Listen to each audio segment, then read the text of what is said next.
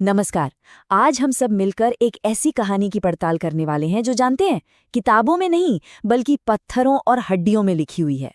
ये कहानी है भारतीय उपमहाद्वीप पर बसने वाले सबसे पहले इंसानों की। तो एक जासूस की तरह हम उन सुरागों को जोड़ने की कोशिश करेंगे जो लाखों साल के अंधेरे में कहीं छिपे हैं, और ये पता लगाएंगे कि हमारी जड़ें आखिर कितनी गहरी हैं। तो चलिए अपने इस जांच को शुरू करते हैं। देखिए, हर अच्छी जासूसी कहानी की शुरुआत एक बड़े सवाल से होती है, और हमारा सवाल तो हमें सीधे समय की शुरुआत तक ले जाता है। एक ऐसी पहेली जो लाखों साल से अपने जवाब का इंतजार कर रही है। सवाल बहुत सीधा है लेकिन उतना ही गहरा भी। भारत की जमीन पर कदम रखने वाले पहले इंसान आखिर कौन थे? जरा सोचिए इस बारे में, कितना बड़ा सवाल है ये। हम उस जमाने की बात कर रहे हैं जब इतिहास को लिखा नहीं बल्कि पत्थरों पर जिया जाता था।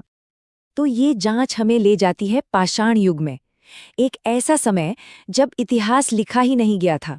यहाँ कोई किताब या कोई शिलालेख नहीं है। यहाँ कहानी सुनाने वाले हैं तो सिर्फ पत्थर के औजार और जानवरों की पुरानी हड्डियां। हमें इन्हीं खामोश गवाहों की जबान सीखनी होगी। और हमारी जांच का फोकस खास तौर पर पूरा पाषाण काल पर होगा। ये पाषाण युग का सबसे पहला और सबसे लंबा दौर था। इसकी पहचान होती है साधारण तराशे हुए पत्थर के औजारों से, और यही औजार हमारे पहले सुराग बनने वाले हैं। और पता है, ये सब एक ऐसी दुनिया में हो रहा था जो आज से बिल्कुल अलग थी।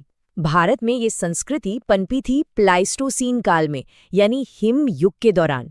जरा कल्पना कीजिए, एक ऐसी दुनिया जहां जमीन का बहुत बड़ा हिस्सा बर्फ की मोटी मोटी चादरों से ढका हुआ था। हमारे पूर्वज उसी कठोर और बर्फीले माहौल में जीना सीख रहे थे। हमारी इस कहानी में एक बहुत बड़ा मोड़ आता है, साल 1863 में। ये वो साल था जब हमारे पहले जासूस रॉबर्ट ब्रूस फूट ने एक ऐसी खोज की जिसने भारत के प्रागैतिहास के इस बंद केस को हमेशा के लिए खोलकर रख दिया। तो हुआ ये कि 1863 में मद्रास के पास रॉबर्ट ब्रूस फुट के हाथ में एक पत्थर आया। देखने में तो बिल्कुल साधारण सा था, लेकिन वो कोई आम पत्थर नहीं था। वो था एक तराशा हुआ हस्त कुठार, मतलब कि एक हैंड एक्स। और यही था भारत की जमीन पर मिले प्राचीन इंसानों का पहला एकदम ठोस सबूत। इस एक अकेली खोज ने इतिहास की किताबों को हमेशा हमेशा के लिए बदल कर रख दिया। उस एक खोज के बाद तो जैसे सुरागों की झड़ी लग गई। और अब हम उस सबूत का खुलासा करने वाले हैं जो ये दिखाता है कि ये शुरुआती बस्तियां आखिर कितनी फैली हुई थी। ये हमारी जांच का सबसे अहम मोड़ होने वाला है। और ये रहा वो सबूत, ये नक्शा, समझिए हमारी जांच का खजाना है।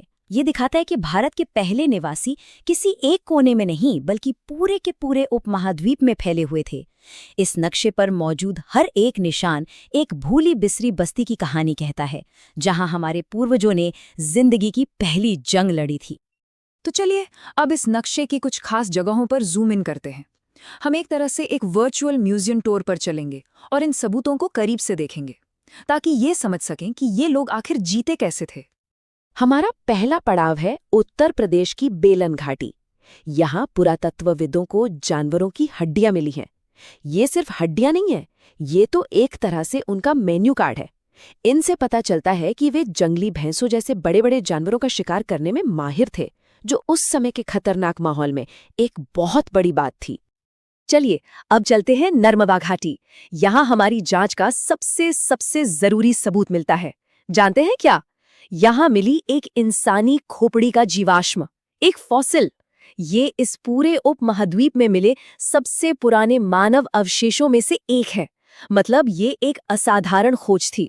सोचिए, पहली बार हम सिर्फ उनके बनाए औजारों को नहीं देख रहे थे, बल्कि हम सीधे सीधे उन इंसानों के सबूत देख रहे थे जिन्होंने वो औजार बनाए थे। और अब वापस वहीं आते हैं मद्रास क्षेत्र में, जहां से ये कहानी शुरू हुई थी।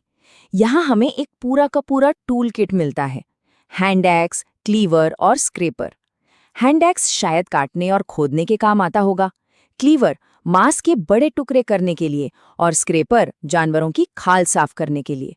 औजारों की ये वैरायटी बताती है कि वे कितने बुद्धिमान और कुशल कारीगर थे।